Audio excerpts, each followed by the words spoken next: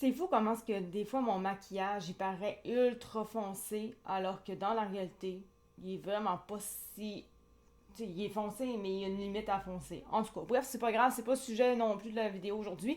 Euh, je vous avais parlé il y a de cela quelques jours, même voire peut-être il y a 2 semaines, je sais plus exactement, en lien avec le port du voile, que dans les écoles, ça allait être maintenant interdit de porter le voile, du moins au Québec évidemment. Eh bien, on a un petit peu plus de précision. Ça ne sera pas juste en fait le port du voile qui ne sera plus là. C'est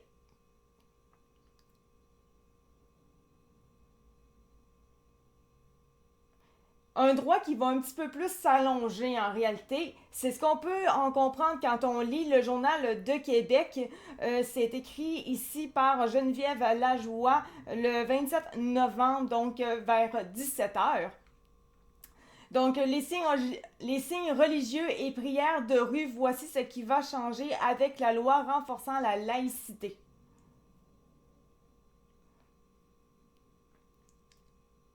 Non, en fait, c'est parce que je, en fait, c'est parce que mon maquillage, il est plus rouge, il est pas noir. Donc, c'est pour ça que je suis comme, what the fuck. Bref. Premièrement,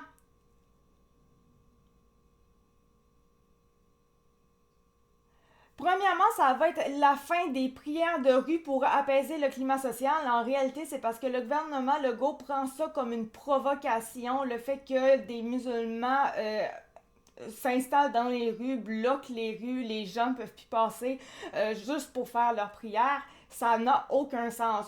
On va se le dire, là, sincèrement, je vais pas m'en dire, ça commence à être le temps qui commence à être écœuré puis qu'il fasse une loi là-dessus parce que ça n'a aucun rapport. Euh, la problématique, par exemple, c'est que oui, c'est une provocation, oui, il veut enlever ça, mais ce n'est pas aussi facile réellement que ce qu'on pourrait le croire. Et comme c'est écrit, la responsabilité de juger au cas par cas ces manifestations religieuses tombe dans la cour des municipalités, parce que parfois ça peut être quand même sécuritaire. Tu sais, des fois, ça peut ne pas vraiment gosser réellement. Euh, c'est une, Avis aux maires et maires, ils ne pourront permettre des prières de groupe sur la voie publique ou dans un parc que si l'événement ne compromet pas la sécurité des personnes, donc il faut que ça reste sécuritaire, et il faut que ce soit de courte durée et n'entrave pas l'accès au domaine public. Donc il reste qu'il faut quand même être capable de passer. C'est ça que ça veut dire. Si on a de la misère à passer, même si c'est de courte durée, tu n'as pas le droit. Il faut que les gens puissent passer, faire leurs petites affaires quand même. Sinon, c'est ça. Non, ça passe pas. Comme il dit, je pense que c'est une mesure qui va apaiser le climat social. En effet, ça fait un certain temps quand même que le climat social est monté à Montréal, que le monde sont vraiment très écœurés de tout ça. Ça commence à être le temps d'une réaction en réalité. Financement des écoles privées religieuses conditionnelles.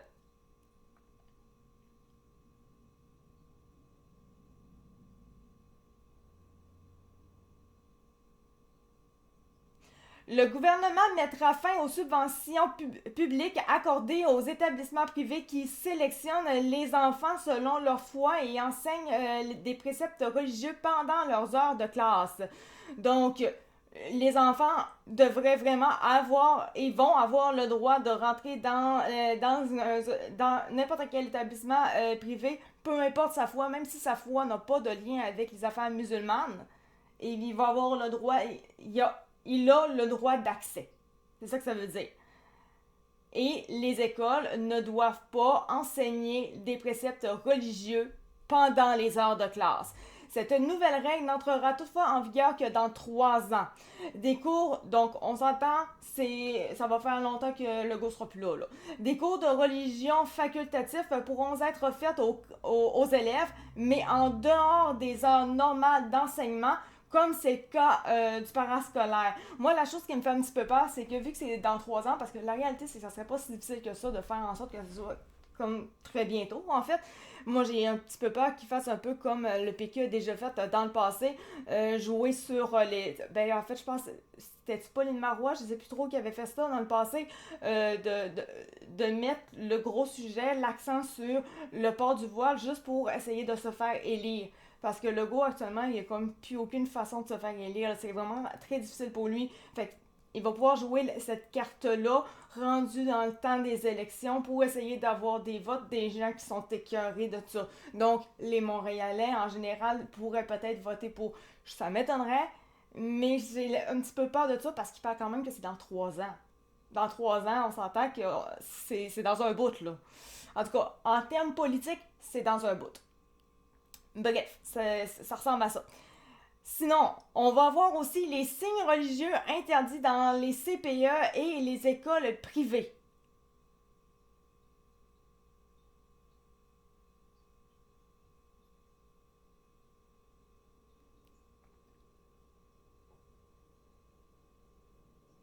Donc on sait que dans les CPE et dans les écoles en général, les élèves n'ont plus le droit de porter le voile, mais maintenant ce ne sera plus que ça. Ça va être aussi les enseignants, les éducatrices ne pourront plus. Donc en fait, tu rentres dans une école, il n'y a personne qui porte un voile. Grosso modo, c'est ça que ça veut dire.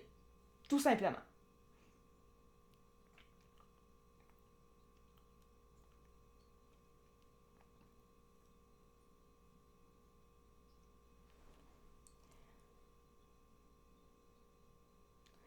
Des signes religieux interdits dans les CPE et les écoles privées, en réalité, c'est des signes religieux interdits dans les CPE et les écoles privées, en fait, c'est tout simplement que les... Avant, c'était les élèves qui n'avaient pas le droit de porter le voile. Maintenant, ce sera également dans les écoles, évidemment. Les enseignantes, les éducatrices n'auront plus le droit. Mais on a une exception à cette règle-là. Un droit acquis d'arborer un symbole religieux est toutefois accordé au personnel qui était déjà à l'emploi de ces établissements avant le dépôt du projet de loi.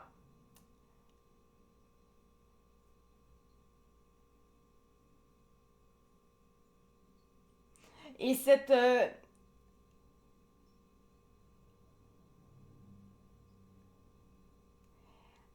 et ceci sans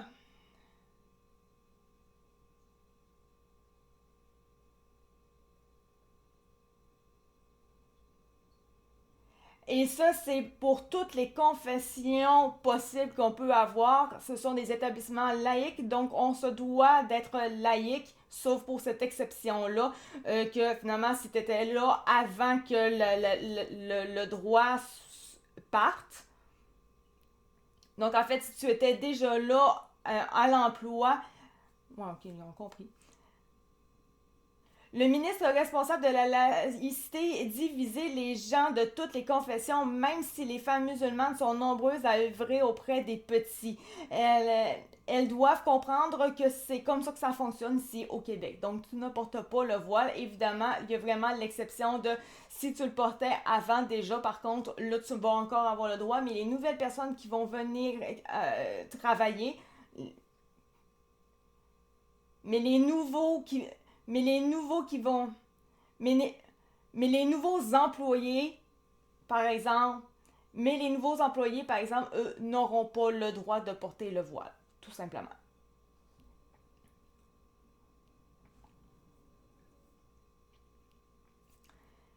Signes religieux.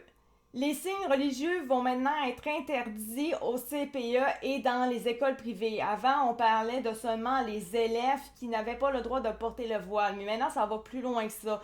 Maintenant, on est en ça tout simplement que tous les employés qui sont dans les écoles privées, CPE, etc., n'auront pas le droit de porter le voile. Et d'ailleurs, c'est une question laïque. Donc, ce n'est pas seulement de porter le voile, c'est tout simplement un symbole religieux. Peu importe c'est lequel ta confession, tu n'auras pas le droit de le porter parce que c'est un endroit laïque. Sauf exception qu'on fait, c'est ici on parle que les gens qui sont déjà à l'emploi de ces établissements avant le dépôt de projet de loi, c'est que un droit est acquis un droit acquis d'aborder. Sauf exception, par exemple, les employés qui étaient déjà là avant allant. Sauf exception, sauf exception, par contre, les Sauf exception, par contre, un droit acquis d'arborer un symbole religieux est toutefois accordé au personnel qui était déjà là à l'emploi de ces... un droit acquis d'arborer un symbole religieux est toutefois accordé au personnel qui était déjà à l'emploi de ces établissements avant le dépôt du projet de loi. Donc, bref, résumé, traduction, si tu étais déjà à l'emploi avant qu'il y ait ce projet de loi-là, tu vas avoir le droit de porter ton voile ou ton affaire religieuse. Ça, tu as le droit. Par contre, si tu es un nouveau, là, tu ne pourras plus. Là, c'est terminé. Les nouveaux, vous le savez maintenant, vous ne pourrez pas. Voilà. Sinon, visage découvert à de la garderie à l'université.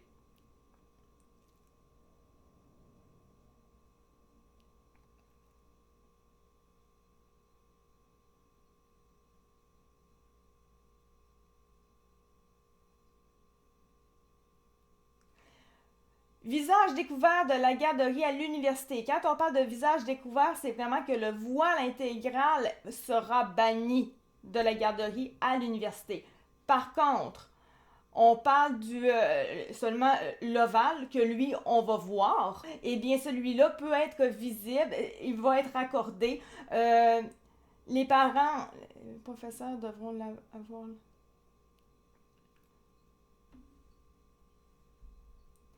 Visage découvert de la garderie à l'université. Donc, ça, ce qu'on veut dire, c'est que le voile intégral, donc qui couvre à peu près tout du visage, lui va être complètement interdit de la garderie à l'université. Par contre, ce qui est OK encore aujourd'hui, c'est si tu portes un voile, mais que tu vois l'ovale, au moins tu vois ton visage quand même. Ça, c'est OK, ça passe bien.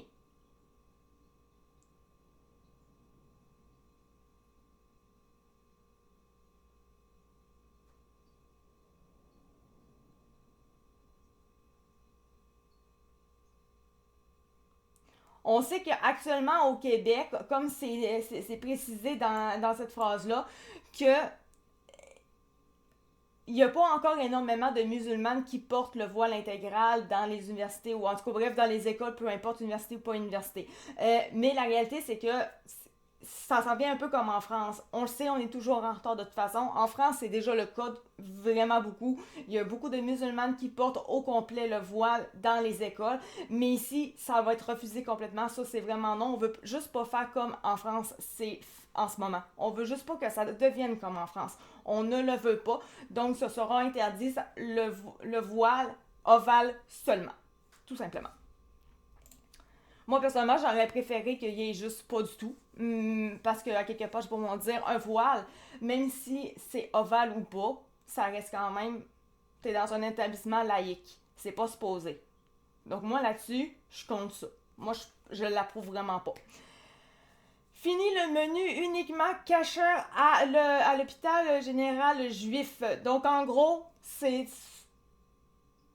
jusqu'à maintenant, le menu était vraiment halal et les patients ne pouvaient pas manger autre chose que du halal. Mais maintenant, de ce que j'en ai compris, en fait, c'est que le menu va être plus diversifié. Donc, les gens qui ne mangent pas du halal vont pouvoir facilement manger à l'hôpital autre chose que du halal. Le halal va rester encore dans les menus, mais ce ne sera pas une obligation. Voilà.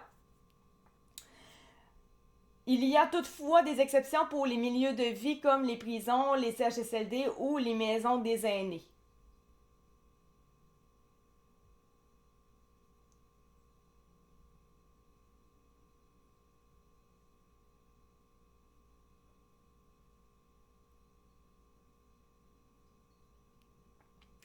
Fini le menu uniquement cacheur, donc halal à l'hôpital général juif. Bon, là, c'est quand même l'hôpital juif à Montréal. Ça, moi, c'est plus ou moins, fait que je vais vraiment passer très rapidement. Là. C'est que maintenant, ben, avant le menu, il était vraiment halal, mais maintenant, ça ne sera pas uniquement halal. Donc, si vous voulez manger à l'hôpital général juif quelque chose qui n'est pas halal, eh bien, vous allez pouvoir maintenant manger ce que vous voulez, en fait. Il va juste avoir exception dans les milieux de vie comme les prisons et les CHSLD où est-ce qu'il y a des aînés qui habitent là ou dans les maisons des aînés. ou dans les maisons des aînés, tout simplement. Les accommodements religieux balisés dans les entreprises privées, ça c'est quand même, ça le dit, mais juste parce que c'est pas tout le monde qui comprend nécessairement cette phrase-là, on va y aller un petit peu plus précisément. Les demandes d'accommodement, donc pour accommoder les gens, les religieux, devront respecter de nouveaux critères qui s'appliqueront non seulement aux organismes de l'État, mais aussi au secteur privé. Aucun accommodement ne pourra être accordé pour exiger, par exemple, d'être servi par un homme au lieu d'une femme. Ça s'est déjà vu ici au Québec. À moins qu'il ne s'agisse d'un soin médical qui implique un contact physique. Une demande de congé pour une fête religieuse peut être acceptée si la contrainte pour le gestionnaire est minimale. Donc là, il y a un exemple. Là, je pense que quand même, vous avez quand même compris. Là. J'ai 300 employés. Si 2 personnes me demandent un congé, je peux trouver facilement quelqu'un pour les remplacer. Donc, rendu, c'est pas tellement dramatique. Mais si le nombre de travailleurs absents influe sur la production de l'entreprise, la contrainte n'est plus minimale, évidemment. Donc, il faut vraiment que ça soit... rendu, j'ai pour mon dire, l'employeur est capable de dicter c'est quoi qui va se passer. Il est maître de sa propre business en réalité. Là. Rendu là, c'est chacun pour soi là-dessus. Donc voilà, ça c'était les précisions pour ce qui est de finalement le projet de loi pour la laïcité, l'étendre et tout. Encore une fois, j'ai pour mon dire, c'est vraiment très très bien d'avoir ça parce qu'en ce moment, je pense que le Québec est en train de un petit peu être enseveli par les musulmans, les noirs aussi, mais là on parle des musulmans évidemment, puis c'est pas vraiment les noirs qui gossent le plus, c'est beaucoup plus les musulmans, on s'entend avec leur religion. Donc je trouve que c'est quand même bien, en espérant quand même, encore une fois, que ça ne sera pas pour la carte de Legault pour avoir des votes. J'espère juste ça. Merci beaucoup de m'avoir écouté, Donc, merci beaucoup de m'avoir écouté. C'était Actu4 de True Fact et on se revoit pour une prochaine vidéo. Merci. Ciao, bye.